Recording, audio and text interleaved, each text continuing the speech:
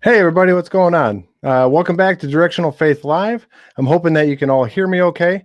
In past weeks, we've had some technical difficulties, so I'm really appreciative of everybody that comes by and is so supportive. So in this week, we're doing another Directional Faith Live Bible study where we're focusing on not just reading the verse and understanding what it's about, but how can we apply it to our lives. And this week, we're talking about Matthew 13, which covers the parable of the sower. It's a verse that you've probably heard a lot of times. It's actually covered in a couple of places in the Gospels. But this is one where we spend a lot of time talking about it, and it's a great thing to hear from the pulpit. But how much are we actually applying it to our daily lives? And again, that's the focus here on the Directional Faith Live Bible studies, is that I want to help you figure out what can we do to take this message and use it, so that when you finish this live stream in half an hour, 45 minutes, or however long we decide to talk, that you're going to take it with you and you're going to start evaluating your own life, taking a look at what are things specifically that you can change. And so, as we dive into this, we're going to focus first on looking at the scripture, reading it together, spending some time. I want you to engage in some comments. Make sure that you join in the chat box. If you have a question for me, I want to encourage everybody. I'll put this on the banner now. Put a couple of question marks at the front of it. So then that way I can recognize that it's a question that you have, and I can make sure to address that. That if there's something that you have a question about it, that as we're going through this, I'll try to answer it. Now, again, I'm not a theologian. I focus more on spirituality. So I may not have the deepest theological answer for you. I'm more focused on, when we read this verse, what is it going to mean to you? What does it mean in today's society and applying it in your practical life? All right. So we've got this is what we're going to talk about this week. So here in Matthew 13, obviously it's the parable of the sower. It's about sowing the seeds and what happened to those seeds as the farmer was throwing the seeds around. Jesus talks about in this parable that some of the seeds fell on the path, some of them on the rocky ground, and some among thorns. And we're going to dive into each one of those and really describe not just what that was like and what it meant, which Jesus himself actually kind of defines it for us later, but also how can we see that in our life today? And most importantly, not just being able to identify it, but what can we do about it? I'm going to give you practical tips to be able to address those specific things and how you can overcome it. We're going to talk about what the good soil is and how can you have good soil in your life. And in the end, this idea of how do we cultivate a heart for Jesus? Just as seed requires for us to cultivate the ground, you're going to need to cultivate your heart to receive that seed of faith that Jesus is offering you. That we can't simply, be who we are and not change a little bit and expect faith to make a difference in our lives. I did a short video this week, and one of the things that I talked about was the fact that we expect God to do things in our lives. We send him prayers and we ask for his will to be done, but then we're not really ready to receive whatever graces he's giving us, whether it's the change of heart or our attitude or actual circumstances of our lives. We still want to stay the same. We want to be ourselves. We want to continue to live in the world. We want to continue to do things the way that we want to. And then we're upset when we don't see God working in our lives. And this is what this parable is about, is the fact that God is trying to plant the seeds of faith in your life. He is trying to make change in your life. But if you haven't been putting yourself in a place where you can accept it, it's not going to work. So let's dive into the verse. All right. Matthew 13, 1 through 3. That same day, Jesus went out of the house and sat beside the sea. Such great crowds gathered around him that he got into a boat and sat there, while the whole crowd stood on the beach. And he told them many things in parables, saying, "Listen, a sower went out to sow." And this is one of my favorite parables of all. And before we dive into the parable itself, why did Jesus use parables?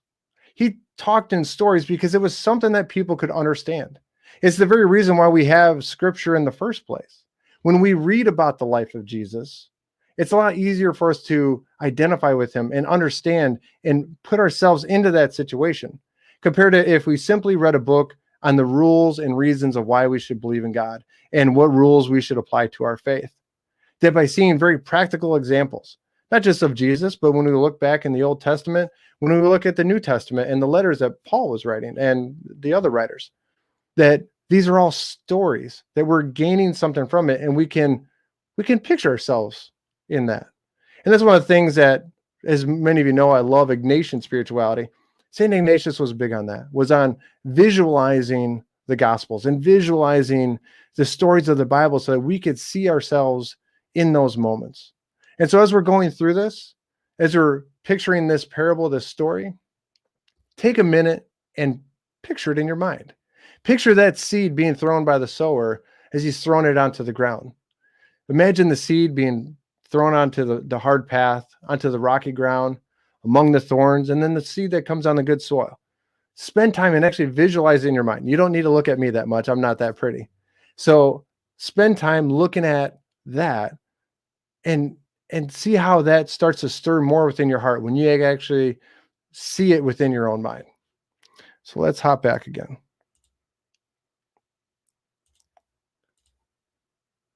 So what was your first reaction to this? What I just told you my first reaction, which was, I love parables. But now, as Jesus is about to tell this parable, what's something that stood out to you? Do you already have kind of a preconceived notion of what you expect from this parable? I mean, like I said, we've heard this one 1,000 times. You've heard it from the pulpit. You've read it in a number of books. So do you have any preconceived notions of what it means to you? Are you walking in with ideas when you're already starting? So already having some comments, and I want to point out a very special comment here. This actually isn't me. Well, it is. It's my picture, but that's actually my daughter and my son, Eliana and Johnny. They're in the other room, and they love sitting and hanging out and watching with me. They're a couple of my biggest fans next to my wife. So Johnny, Ellie, thank you for supporting me. I love you guys. And, Mikey'd be with us, but he's taking a nap in the next room. So, all right. So what are some of your first reactions? Go ahead, put them in the comments. If you have any questions along the way, I said it earlier, if you have a question, put a couple of question marks at the front of it. So that way I can notice it and hopefully get a chance to answer it for you. All right. And as he sowed, some seeds fell on the path, and the birds came and ate them up. Other seeds fell on the rocky ground, where they did not have much soil, and they sprang up quickly, since they had no depth of soil. But when the sun rose, they were scorched. And since they had no root, they withered away. Other seeds fell among thorns, and the thorns grew up and choked them. So what is Jesus referring to in this? When he's talking about these different paths and kind of the bad soil, we'll say, what is he referring to? These are the things that you've probably heard taught in other lessons. What is the path, right? Who is this bird that comes along and eats the seed off the path? What is the rocky ground? What is the seed in the thorns? We're going to dive into each one of those individually here in a little bit and talk about the practical ways of how we're going to approach each one of those. But while you're waiting in the comments, if you got some ideas for you, what comes to mind when you see that seed that's fallen on the path and then a bird comes in and takes it away? What are the ideas that you have of what that might be?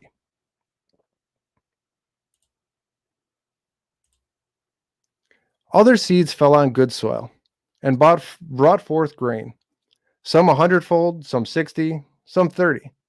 Let anyone with ears listen. So what is the good soil?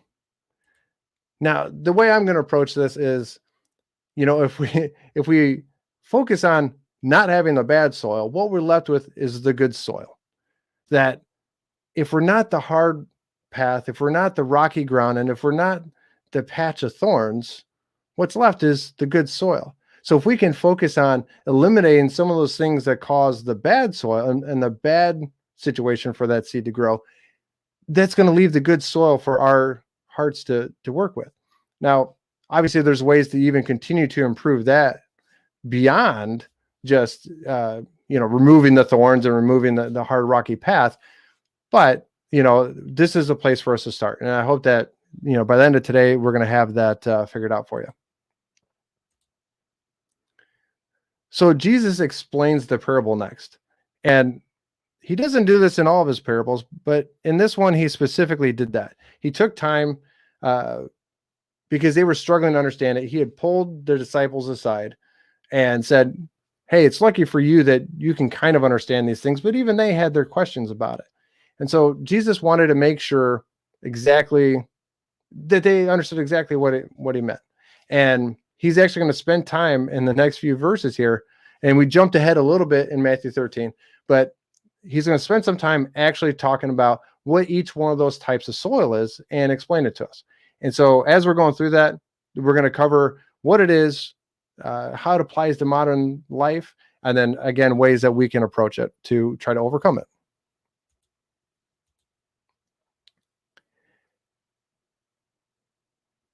Hear then the parable of the sower. When anyone hears the word of the kingdom and does not understand it, the evil one comes and snatches away what is sown in the heart.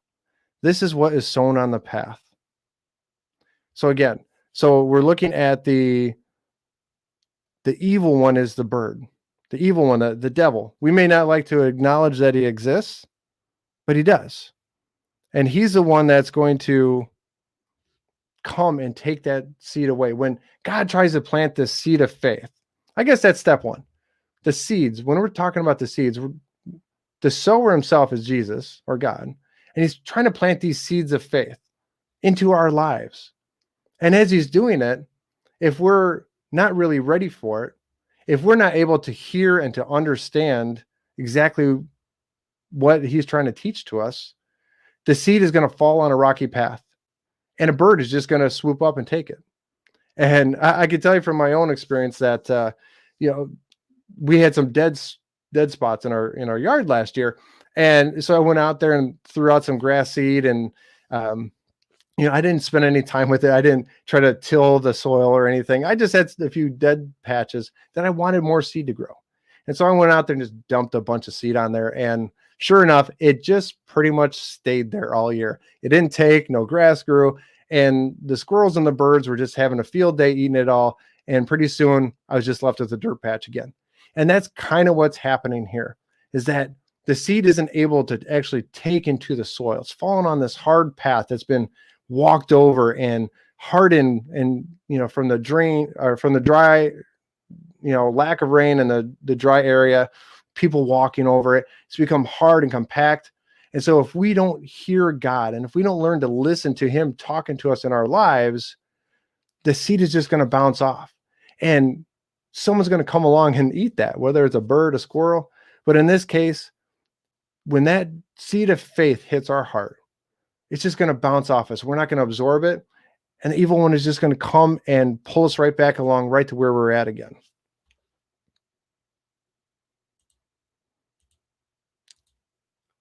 So how can we understand better? What are some of the ways? In the comments, tell me, what are some of the things that you do in your life to try to approach faith in a way that helps you gain a better understanding of your faith? How do you grow in a way that, obviously we want to grow in our relationship with God. But a lot of times that starts kind of with our mind, with our brain. We have to wrap our heads around our faith, and we have to understand it a little bit in order to understand the words. That just as the disciples were struggling to understand what Jesus was saying, if someone were to hear this parable, and obviously right now we're spending time talking about it and I'm explaining it to you, and really I'm just reading what Jesus' explanation of it was. But if you had just read that parable a few minutes ago, I read that parable without telling you what it meant.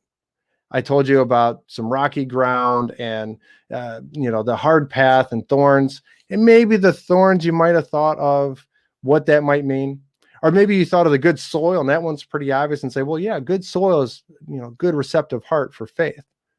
But if I didn't really explain that to you, and if you hadn't heard it before, you wouldn't really know what this verse was about. And that's why that's kind of where Jesus is starting, is that in order to be on this good path, we have to have a bit of an understanding. So let's talk about some of the ways that you can actually understand your faith better. So I think the first one is that we need to spend time with Scripture. That um, on a daily basis, really, if you can. That if you were to spend 10, 15 minutes a day just reading the Bible, reading through a few verses, reading the Gospels, reading whatever you're called to, finding a good devotional or study guide that will help you make that happen. Right now, there's that Bible in a Year that Father Mike Schmidt is doing. I've heard great things about it, not following it myself, but that might be one way for you to get to know the Bible a little better. There's also a series of books and Bible studies called The Great Adventure Bible, put out by Ascension Press. And they have another book. I forgot what the name. I think it's called Walking with God.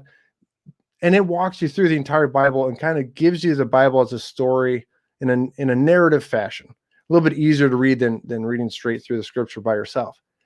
Finding tools like that to help you understand the Bible and understand what's going on in the story a little bit will make life a lot easier, and you'll be able to absorb a lot more of what you're reading in Scripture.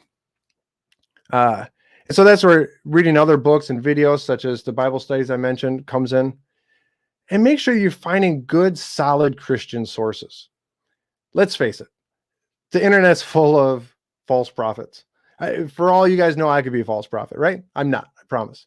But you have to be really careful about who you're listening to.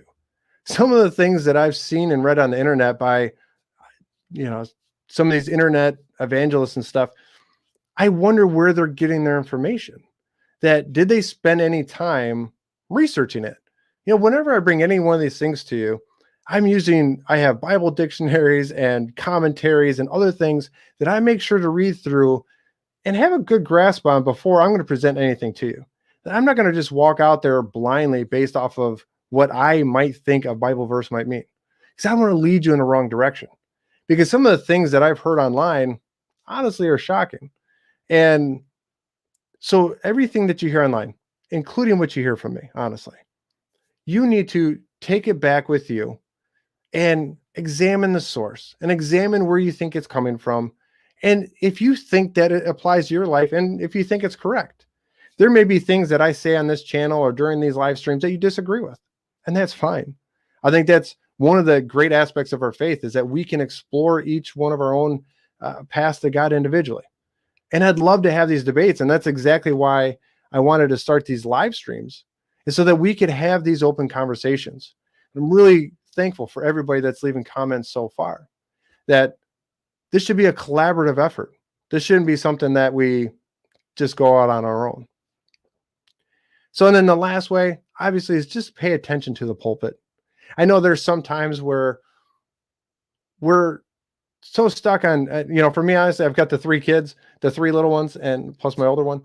But with my 3 little ones, trying to pay attention to what's going on up front is kind of hard. Usually you're trying to wrestle, tigers into a cage, trying to get them to sit there for any length of time. But, when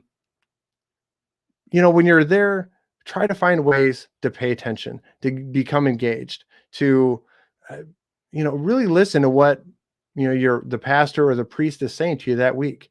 What is the message and how can it apply to you? And some weeks it's going to hit better than others, but that's where we start. It's the reason why we go to church every week, is to connect with one another and to learn and to grow in our faith. And they're there as our guides. And so let's listen to them. Okay. So as we go on to the next verse, we're looking at moving on to the rocky ground. So in Matthew 13, 20 to 21, as for what was sown on rocky ground, this is the one who hears the word and immediately receives it with joy. Yet such a person has no root, but endures only for a while. And when trouble or persecution arises on account of the word, that person immediately falls away. Does that sound familiar? Have you ever been there yourself? I know I have. There have been periods of my life where I was rocky ground, where I wasn't this good soul that I thought I was. I was all on fire for my faith and all on fire for Jesus, thinking that I had all the answers and that nothing could ever shake my faith. But it's so easy for the world to pull us back in, isn't it? And before long, you hit trials and tribulations, things cause you to stumble, and you're right back again.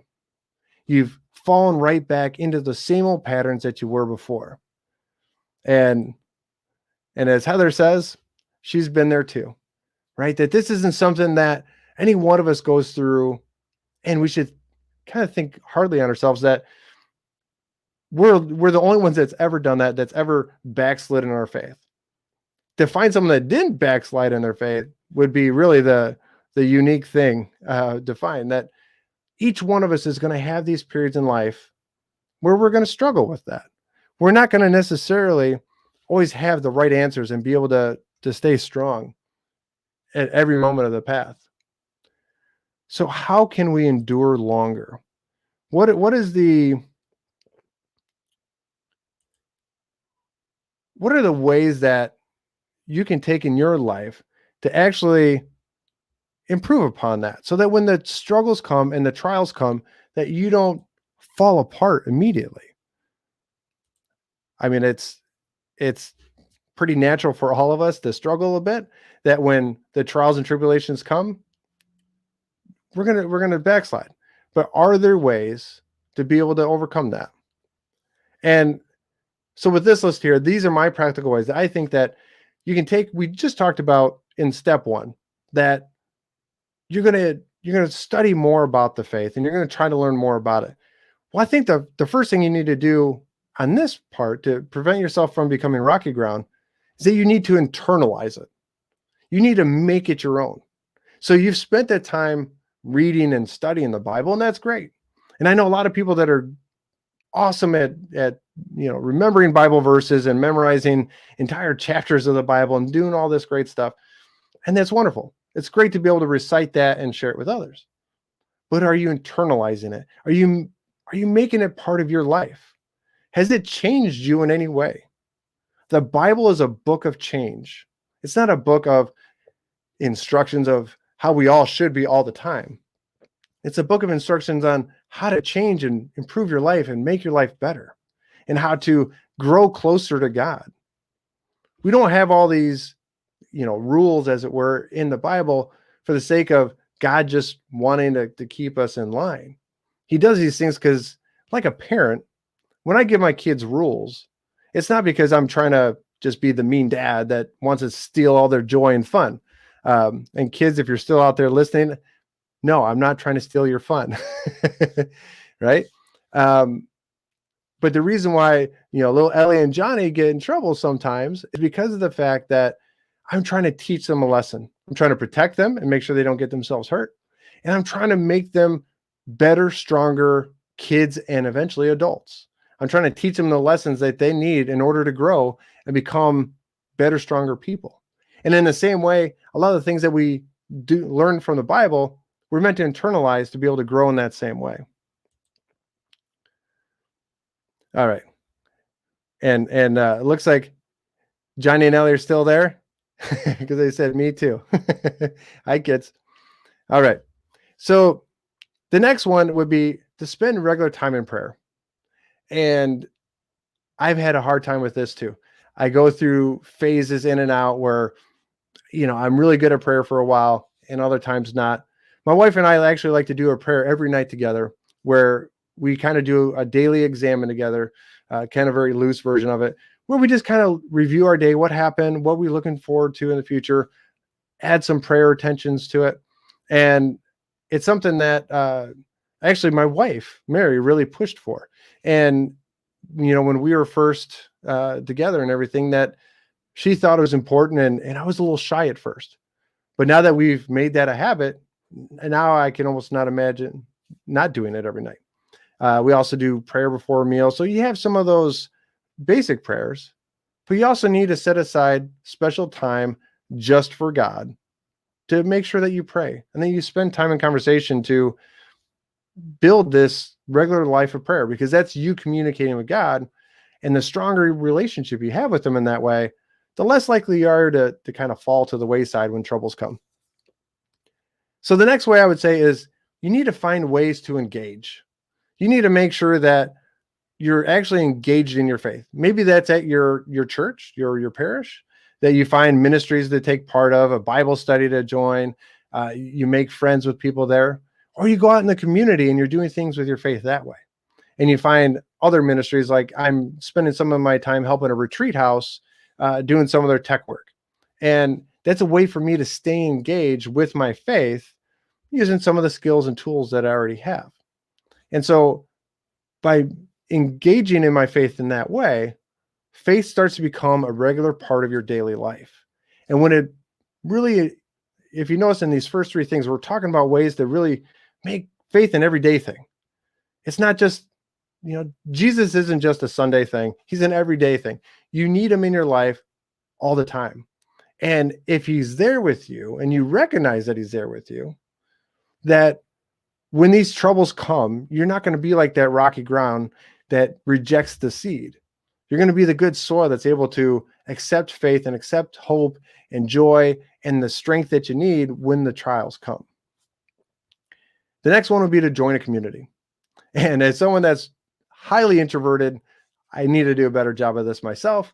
So if anyone knows of any good communities to join, right now, you guys are my community. And I love spending time with you and getting to know all of you. But it's important for us to, share our faith with others. And that's why I'm so excited to have everyone joining in the comments and sharing their thoughts and ideas with each other, because that's an important part of our faith, is that we need to be there to lift each other up.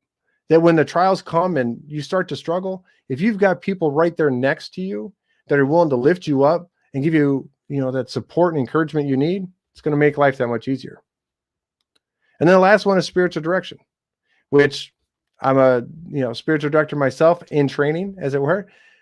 But if you don't know much about that, and I'll do some more talks on that in the future, leave me some questions if you have questions about it, and I'll reach out to you directly if you want. And spiritual direction is a way for you to meet with someone that's studied and trained in spirituality and in faith, and how to grow your relationship with God, how to become closer to him, and how to deal with these struggles. And so I recommend it for everybody. Me personally, I'm Catholic, but I work with people from all sorts of Christian denominations, because in the end, we're all trying to get to that same Jesus, right? And it helps to have somebody guide us in that direction, for us to know somebody that, can be impartial to our lives. Because a lot of times it's great to have the community and our family and friends supporting us, but they're not impartial all the time. If I were to ask my wife advice, well, it's going to be jaded based off of, a little bit of what she's looking for. So by going to a spiritual director, they've got no vested stake in anything. And you can take whatever's on your mind, whatever's going on in your faith life, and they can help you sort through it a little bit and find God's will for your life. So Matthew 13:22. As for what was sown among thorns, this is the one who hears the word, but the cares of the world and the lure of the wealth choke the word, and it yields nothing. So before we hop into how can we remain longer, what is this? This is the exact main problem that we have in our society today, if you're to ask me. We are surrounded by the world. You being here on YouTube and watching somebody talk about the Bible and about our Christian faith, that's not a common thing. Most of the stuff that you find on here isn't as positive or as joyous, isn't leading you in that good direction. There's a lot more leading you back to the world than there is leading you to God. And every message that we hear, whether it's on TV, through the marketing, you need a bigger car and a nicer house and more diamonds and more makeup to, slather on your face. All these things that we focus on are all worldly things. And all these worldly things are just going to pull us away from God. And so those worldly things, those are the thorns that are choking out the seed. And if there is one thing that we probably all need to address a little bit more, is getting rid of the thorns and getting rid of the weeds. because God is trying to work in your life and he's trying to make changes in your life, but he can't because the world is in the way. You're so wrapped up in the world and so wrapped up in all the things that consume you that he's not able to find a way in. He's not able to get down to the good soil beneath all those thorns to let that beautiful plant grow. So if you want to allow that seed of faith to grow in your life, you need to be able to clear out a little bit of those thorns first. You need to do a little bit of weeding and get rid of some of that in order for the seeds to take.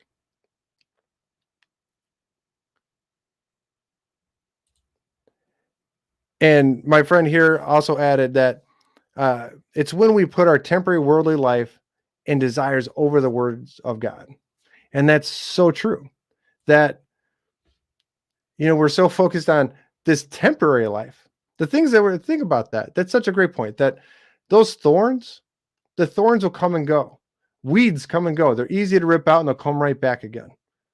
But they're only temporary.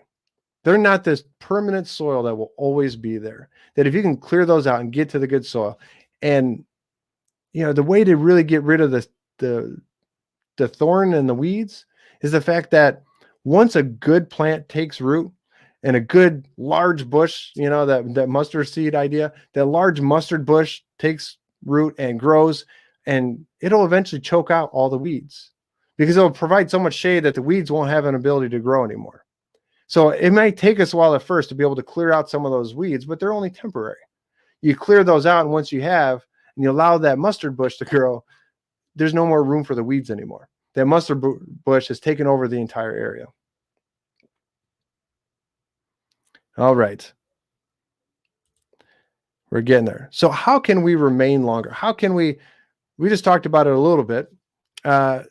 Again, in the comments, make sure to leave some of your ideas as far as what are some of the ways that you can clear out some of these weeds and make sure that that the faith takes a deeper root in your life. So make sure to leave a comment. So some of my ideas about this go back to the idea of one of the primary Ignatian principles is this idea of being indifferent to the world, that we're indifferent to the poles of the world, health versus sickness and wealth versus poverty. That if you can start to be indifferent and start to just say, you know what, those things generally relate to this world and to my will and to what I want for my life. And you really start to listen to what God's will for your life is. And not just in the big picture. Everyone always talks about God's will. And I know I sound like a broken record when I talk about God's will, but when we look at God's will from the bigger picture, yeah, for me, God called me to spend time doing a YouTube ministry, or called me to go back to school. He called me to marry my wife. Those are the big things in life. But there's also the things that he called me to today. What were some of the things that I needed to do? Like this morning, I woke up and I got up early. I could have wasted my time and done nothing, but I felt called to go hit the exercise bike for a few minutes and read a good book that I've been reading. And I was able to not only get exercise and kind of strengthen my faith a bit. And so instead of just having wasted time, it was productive time. And those are the kind of choices on our daily basis that, where is God calling you? Are you making the most of your time? Not to say you've got to fill every moment with busyness, right? That's more worldliness. But with things that are productive for you, even taking time to rest and to relax and cut back a little bit is something that God's going to call you to do. So the next thing, though, is on the idea of rest, is that you need to disconnect from the world a little bit. If social media is driving your life, if the first thing you do in the morning is wake up, pick up your phone and look at Instagram, and the last thing before you go to bed, it's something to work on. Maybe you need to take a little bit of a break from it. If you're sitting at a table with people and you're eating dinner and you're holding your phone and talking with somebody else, I mean, sometimes that's okay. But why aren't you connected with those people right there? We're so pulled into the world and the things going on around us that we're not just right there in the moment where we need to be. Disconnect from those screens and all the media and the advertisements that are driving a lot of this for you. Promise me, or I promise you that if you do, you're going to see great results from that. Again, back to God's will. And this third point, make sure that you're following God's will and not your will. And that's where discernment comes in. And that's where understanding what the difference between these two is. And really, is it pulling you towards the world or is it drawing you closer to God? That's your big thing to figure out. And in most situations, it's pretty clear. And then the last idea is that if you fall, just get back up again. You're going to struggle with this. You're going to stumble at times. You're going to fall. There are going to be times where you're not going to be perfect at this. Just like how I said that there are times that you'd pull back those weeds and those thorns and it's going to come right back again. Well, that's okay, right? That's us stumbling. That's us falling. You keep clearing out those weeds until the seed has a chance to really take root and to really grow and to take and become, the majority of your life. That once you allow that faith time to take deeper and deeper root, it's a lot less likely to get overcome by the thorns. All right. Again, I want to thank everybody that's been in the comments so far. Some great comments. I think my kids have probably gone back to school by this point. So if you're there, Johnny and Ellie. All right. So in the final verse, we're going to talk about this good soil. But as for what was sown on good soil, this is the one who hears the word and understands it, who indeed bears fruit and yields, in one case 100-fold, in another 60, and in another 30. So how do you cultivate good soil? I really want to hear, what are your opinions? What are some of the things? Obviously, we talked a lot about, really every bit of faith that you can imagine that you hear of at different times. We talked about spending more time in scripture, spending more time in prayer, disconnecting from the world a little bit. What are the ways that you can find to cultivate that good soil? And in case anyone's still wondering, Johnny and Ellie are still here. Hi, kids. So, what are the things that you can do practically in your life? Now, I've talked about a whole bunch of ways. In the comments, I want you to add a few more of your own that you can think of. What are some of the things that you do in your life specifically that has been a way to really strengthen your faith? Because that's what we're talking about with all this, is that we want our faith to reach that good soil so that it can take root, right? And it takes time. It's not something that happens overnight. It's something that you plant the seed and you have to water it for days and days and weeks sometimes before you really start to see that change. And when we look at faith, we can be like that small plant that comes and you plant it, it shoots up quickly, becomes a beautiful flower, and then it dies 2 weeks later. Or we can be like that tree, which is going to be a lot slower and a lot less impressive. When you plant a tree, you plant the seed and it's going to take longer for it to germinate. It's going to take longer for it to grow. And when it first starts growing, it just literally looks like a little tiny stick with a couple of leaves on it. It's not till 30, 40, 50 years later that you look at this gigantic, beautiful, monstrous tree with deep, strong roots that is unshakable, that's weathered every storm, that can be just as old as you are. And so that's your choice in faith. Do you want to be that plant or that seed that grows quickly and dies out? Or do you want to really take root and allow it to become that large, beautiful tree over the next 30, 40, 50 years of your life? But the first step of making any of that happen is you got to prepare the soil. You've got to ready your heart to make sure that you've cleared out the thorns. You've taken that rocky soil and cleared out all the rocks and softened it up. And that you're avoiding the past so that the evil one can't come into your life and just steal your faith away from you. That he can't just take you right back off course again. Okay. So when we look back at these three ideas, I think it breaks down into these those three original soils really teach us how to cultivate that good soil. It begins with the wisdom to understand. So if you wanted to avoid, being that hard path where the evil one is just going to come along and take your seed of faith away, you got to have a little bit of wisdom. You need to grow in your faith. You need to focus on growing kind of intellectually in your faith a little bit at first, to understand scripture and what's going on and why things are important to your life. The next part, if you want to overcome that rocky ground, is that you need a little bit of strength to endure. You need to be able to have built up those practices in your life through prayer and building that relationship with God to where you're not going to fall apart the first time that you face a struggle.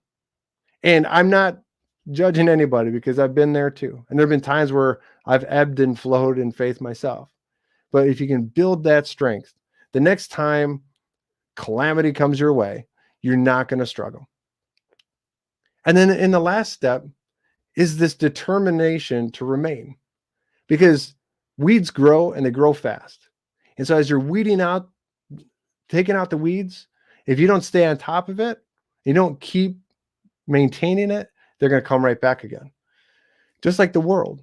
If you just try to shut out the world in little ways, eventually it's going to creep its way back in again. That you need to really kind of eradicate it from your life. When I first really started taking my faith seriously, one of the things that I did, now this is going back 20 years ago, was I sold my TV. I sold all my video games. I was in the Army at the time, and that was my main source of entertainment. I get rid of all the things that were getting in my way. I gave up alcohol and everything that I was doing with my friends, and I even kind of put some distance in some of my relationships. And that allowed me to clear out the weeds that were constantly coming back into my life. And I started spending my time instead, more time at church, more time engaged in my community, and more time reading books. And I finally had the space to do those first couple of things that I was talking about. And over time, my faith really started to take root. And even though, I've had ups and downs since then, that made sure that no matter what's happened, my faith has never fallen since. That it gave me the good, solid foundation, the good, solid roots that I need in order to continue to make that happen. That I haven't wavered in my faith because of it. So now I want to turn back to you a little bit. Are there certain things in your life that you feel need a little cultivating? What are the things that need growth in your life? Is it prayer? Is it, more time with scripture, more time reading other Christian sources and books, watching more videos? What are some things that you can do that will allow you to grow in your faith, to be able to overcome your struggles? For instance, where do you think you might be at right now?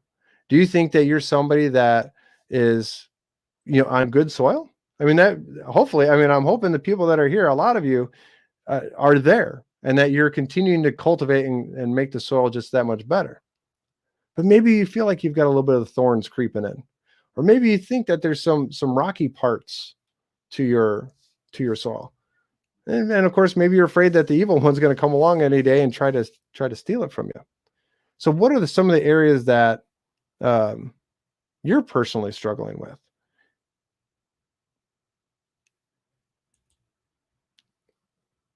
All right. So I want to thank everybody for stopping by. I hope this was another good lesson for everybody. We really try to dive in deep into Matthew 13, that instead of just reading these verses and saying, here's what they mean, go ahead and go on your way, I wanted to give you practical ideas of things that you could do to try to overcome them, and not just make this something that was a lip service, but make it something that you could identify even just one or two things in your life that are going to make a difference. So if you're watching this, especially if you're watching this on the replay, if you haven't subscribed yet, hit that subscribe button and the bell notification icon, and you'll get notified next time that we go live. You'll automatically get a notification sent to your phone or wherever. But also, we're live every Friday at 3 Central, or 3 Eastern, 2 Central. So I'd love to see you come. Make sure you send in comments. I appreciate Raphael, Heather, Mary, Heidi, everybody that's come along and said hello. It makes just melts my heart that you guys have all stopped by. Yeah, appreciate it so much. And I'll see you next week. Thanks and God bless. Bye.